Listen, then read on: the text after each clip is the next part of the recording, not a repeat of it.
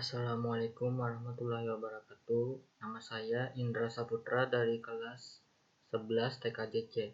Saya ingin melakukan presentasi tugas Bapak dari teknologi layanan dan jaringan.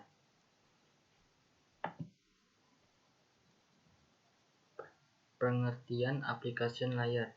Application layer merupakan layer ketujuh yang ada dalam Open System Interconnection atau OSI. Model ini menjadi satu-satunya layer yang dapat secara langsung berinteraksi dengan end user. Contoh dari application layer adalah gateway. Kedua, presentation layer. Presentation layer adalah jaringan komputer. Merupakan sebuah lapisan yang berada pada model lapisan OSI layer yang berada pada level atau lapisan kedua ketika sebuah data atau informasi akan dikirim. Ketiga, ada session layer. Lapisan kelima dari bawah dalam model referensi jaringan OSI yang mengizinkan sesi koneksi antara mode dalam sebuah jaringan dibuat atau dihancurkan. Setelah itu ada transport layer.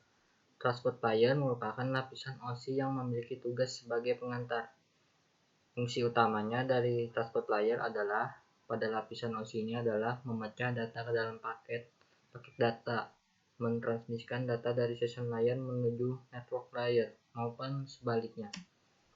Setelah itu ada network layer. Network layer ini bertugas untuk memberikan jalur sebagai fasilitas bagi proses pertukaran informasi antara dua jaringan berbeda. Network layer tidak diperlukan pada komunikasi perangkat di jaringan yang sama. Setelah itu ada lagi data link layer. Data link layer adalah lapisan kedua dari OSI layer model. Lapisan ini adalah salah satu lapisan yang paling rumit dan memiliki fungsi dan kewajiban yang sangat kompleks. Setelah itu ada physical layer.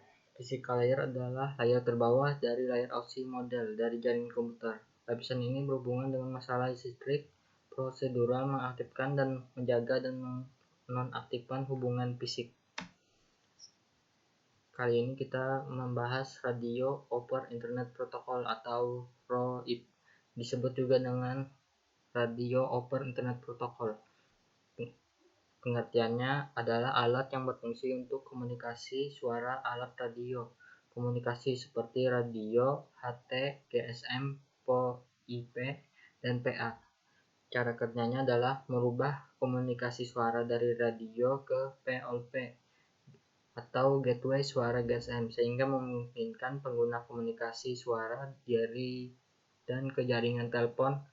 Dengan begitu akan mempermudah sistem sambungan suara ke publik, baik itu pengumuman, siaran darurat, atau yang lainnya. Base station. Base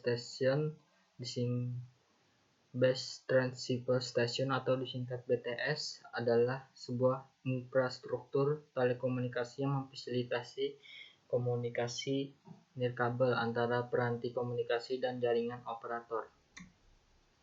Setelah itu ada IP gateway.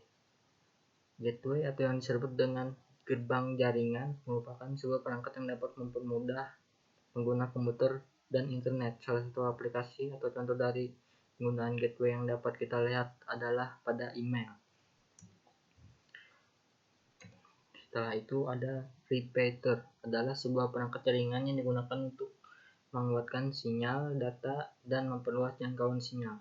Repeater juga bisa diartikan sebagai perangkat yang dapat digunakan untuk menerima sinyal data dan kemudian mengirim kembali sinyal data yang diterima dengan daya yang lebih tinggi. Yang terakhir, keuntungan menggunakan sistem ROIP. Pertama, ekonomis, berarti murah dengan menggunakan standar koneksi yang telah dipasang di area tersebut. Beberapa konsol PC, komputer pribadi tetap dapat dioperasikan tanpa biaya yang tinggi untuk instalasi konsol tetap. Kebanyakan perangkat base station yang telah ada mudah tersambung dengan ROIP dengan tambahan router atau gateway.